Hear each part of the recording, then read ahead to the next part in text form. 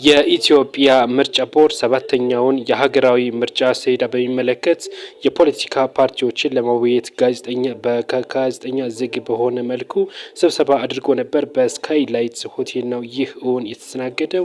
ይሁንና የፓርቲዎቹ ጊዜ ሰሌዳው ላይ ከመወያየት ይልቅ በቀጥታ ስለ ሀገሪቱ ሰላም እና ጸጥታ ሁኔታ ነበረ እንግዲህ ውይይት ሲያደርጉ የነበረው። ምርጫ ለማድረግም አስቻይ አይደለም የሚልም ሀሳብ ማቅረባቸውን የተነገረው የፖለቲካ ፓርቲዎች ምርጫን የማራዘም ሀሳብ እንደቀረበበት ነው የተነገረው።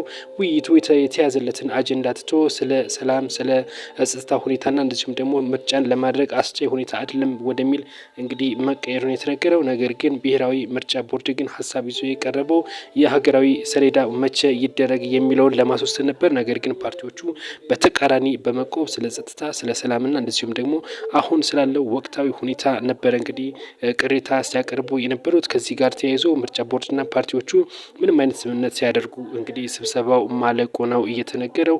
ይህን መረጃ ያወጣው ደግሞ ዋዜማ ራዲዮ ነው። ይህንን መረጃ ይዞት የወጣው ከዛው ከፖለቲካ ፓርቲዎቹ ነው መረጃውን አገኘሁት ብሎ ይዞት የወጣው። ከዚህ ጋር ተያይዞ ሌሎች መረጃ ቢደርሰኝ ካለ ይላችሁ እመለሳለሁ። ለአሁኑ መልካም ቆይታ፣ እናመሰግናለን።